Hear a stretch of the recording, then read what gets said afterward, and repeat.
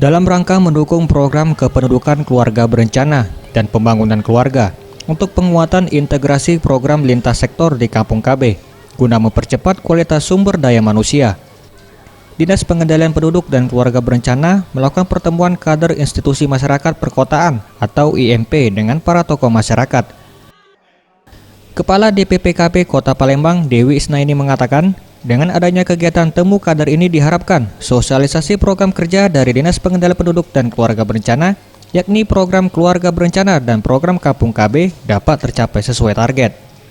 Selain itu pula, penurunan angka kelahiran ini sangat perlu dilakukan untuk meningkatkan kesejahteraan bagi para keluarga di Kota Palembang. Dari kami kan tidak cukup, jadi kita punya kader. Itu kader ini adalah ujung tombak.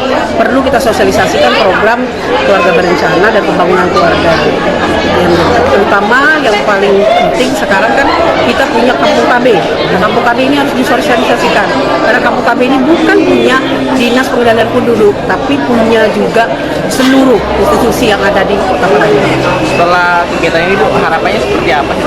Harapannya tentu saja target kita harus segera tercapai. Antara lain yang pertama pengendalian penduduk. Angka kelahiran kita sudah bagus, tetapi kan tentu saja problem di masyarakat ini tidak statis, terus berkembang. Kita harus selalu mensosialisasikan program-program kita.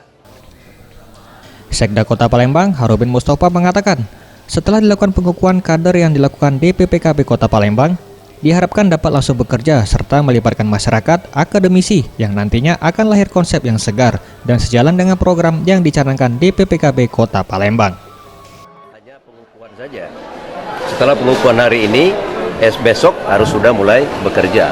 Ajak masyarakat, ajak kader-kader, ajak para siswa, mahasiswa dan lain-lain untuk bergabung dengan mereka. Apalagi sekali lagi saya katakan bahwa mereka ini kan dari para akademisi. Tentu mereka punya strategi, punya konsep yang bagus, ya, dan punya masa, ya, utamanya minimal di lingkup mereka itu bisa diajak untuk menjadi kader. Tim Liputan Sriwijaya TV.